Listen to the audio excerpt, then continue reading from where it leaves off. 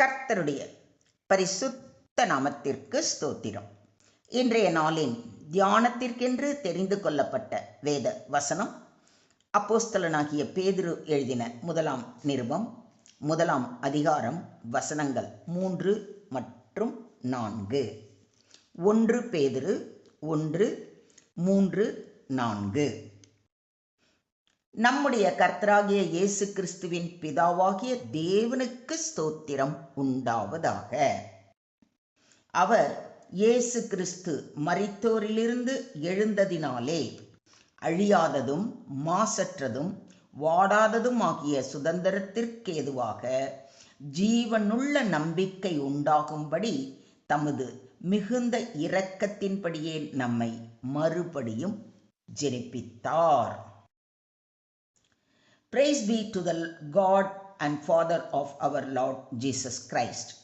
In His great mercy, He has given us new birth into a living hope through the resurrection of Jesus Christ from the dead and into an inheritance that can never perish, spoil, or fade.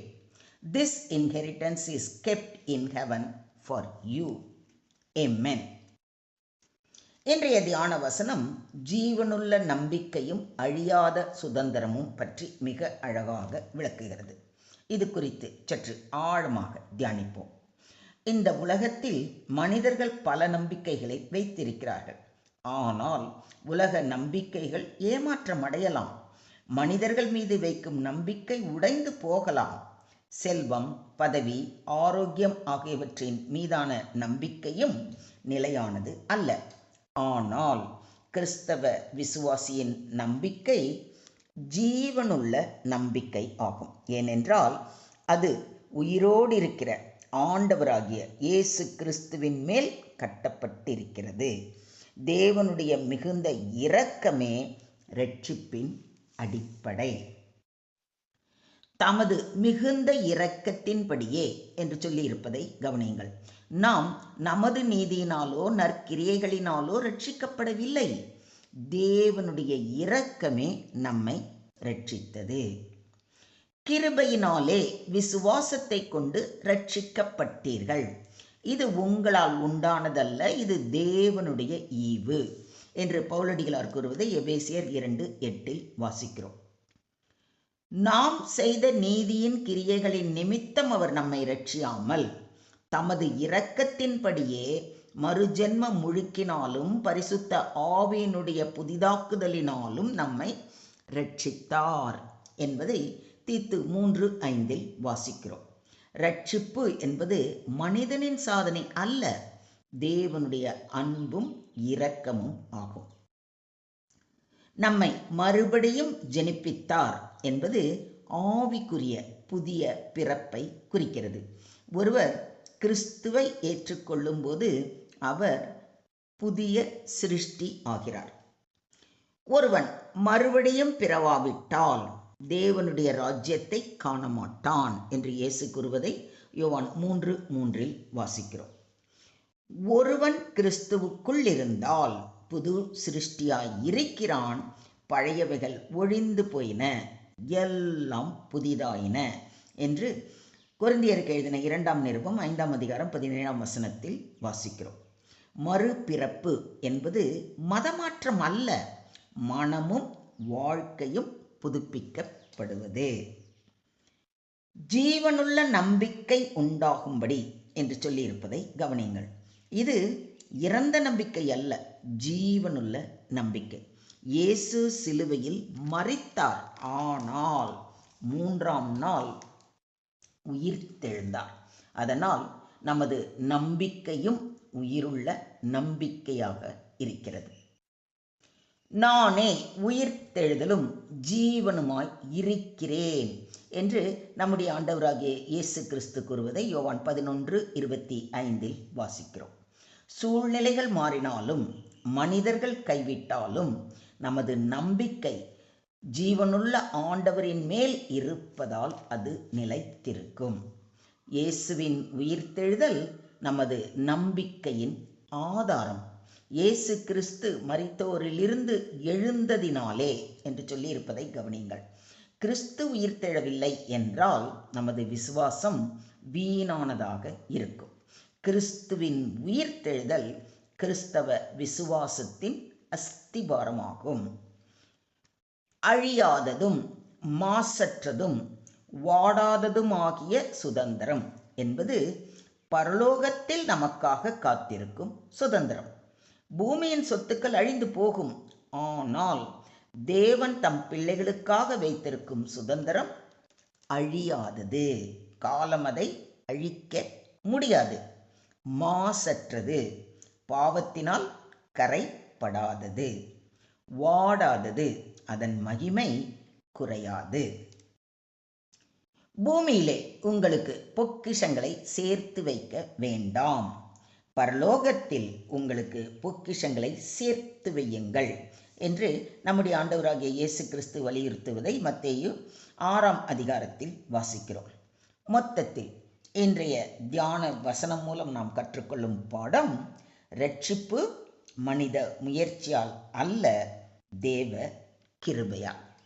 மறுபிறப்பின் அனுபவம் என்பது புதிய இருதயம், புதிய வாழ்க்கை. உயிர்த்தெழுந்த கிறிஸ்துவின் மேல் நிலையான நம்பிக்கை வைக்க வேண்டும். பரலோக சுதந்திரத்தின் உறுதி அழியாதது, மாசற்றது, வாடாதது. சுருக்கமாக சொல்வதானால், இன்றைய தியான வசனம் உண்மையிலேயே விசுவாசிகளுக்கு மிகுந்த ஆறுதலையும் நம்பிக்கையையும் தரும் ஒரு அருமையான பகுதி. இந்த உலகத்தின் நம்பிக்கைகள் மாறக்கூடும், ஆனால் உயிர்த்தெழுந்த கிறிஸ்துவின் மேல் உள்ள நம்பிக்கை ஒருபோதும் தோல்வி அடையாது என்பதை அது நமக்கு நினைவூட்டுகிறது. பேதுரு தனது நிருபத்தை ஸ்தோத்திரத்துடன் தொடங்குகிறார். அதுபோல நாமும் எந்த சூழ்நிலையிலும் தேவனுடைய இரக்கத்தையும் கிருபையையும் எண்ணி அவரை துதிப்போம். சோதனைகளில் நம்பிக்கையை இழக்காமல் இருப்போம். கிறிஸ்துவின் உயிர்த்தெழுதலை தினமும் நினைவு கூர்வோம். உலக சொத்துக்களை விட பரலோக பொக்கிஷத்தை நாடுவோம். நித்திய மகிமையை நோக்கி வாழ்வோம். இதை ஒத்துக்கிறீங்களா?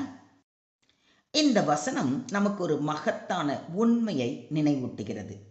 நாம் பாவத்தில் இருந்தபோது தேவன் தமது இரக்கத்தினால் நம்மை மறுபடியும் பிறப்பித்தார். உயிர்த்தெழுந்த கிறிஸ்துவின் மூலம் ஜீவனுள்ள நம்பிக்கையை கொடுத்தார். மேலும் இந்த உலகம் தர முடியாத, அழிக்க முடியாத, மாசுபடுத்த முடியாத, வாடாத பரலோக சுதந்திரத்தை நமக்காக வைத்திருக்கிறார். எனவே நாம் இந்த உலகத்தின் தற்காலிக காரியங்களை நோக்காமல் ஜீவனுள்ள நம்பிக்கையோடும் பரலோக இலக்கை நோக்கியும் வாழ்வோமாக. தேவனுக்கே மகிமை உண்டாவதாக. Today's verse teaches that God's great mercy has given believers a new birth through the resurrection of Jesus Christ. Because Jesus is alive, Christians possess a living hope, not a dead or uncertain hope. This hope points to an eternal inheritance that is imperishable, undefiled, and unfading, reserved in heaven for God's children. Therefore, believers should live with confidence, gratitude, and an eternal perspective, trusting in Christ regardless of earthly circumstances. Praise be to God alone. Amen. ஸ்தோத்திரம் ஆண்டவரே, ஸ்தோத்திரம் கர்த்தாவே, ஸ்தோத்திரம் ஸ்தோத்திரம் ஸ்தோத்திரம். அன்பின் பரலோக பிதாவே, உம்முடைய மிகுந்த இரக்கத்திற்காக உமக்கு நன்றி செலுத்துகிறோம். எங்களுடைய கிரியைகளினால் அல்ல, உம்முடைய கிருபையினாலும் இரக்கத்தினாலும் எங்களை மறுபடியும் பிறப்பித்ததற்காக கொடான கொடி ஸ்தோத்திரங்களை ஏறெடுக்கிறோம். உயிர்த்தெழுந்த கர்த்தராகிய இயேசு கிறிஸ்துவின் மூலம் ஜீவனுள்ள நம்பிக்கையை எங்களுக்கு தந்ததற்காக உமக்கு நன்றி செலுத்துகிறோம். சோதனைகளிலும் துன்பங்களிலும் எங்கள் நம்பிக்கை தளராதபடி எங்களை பலப்படுத்தும். அழியாததும் மாசற்றதும் வாடாததும் ஆகிய பரலோக சுதந்திரத்தை நோக்கி வாழும் கிருபையை எங்களுக்கு தாரும். உலக ஆசைகளால் எங்கள் இருதயம் விலகாதபடி காத்தருளும்.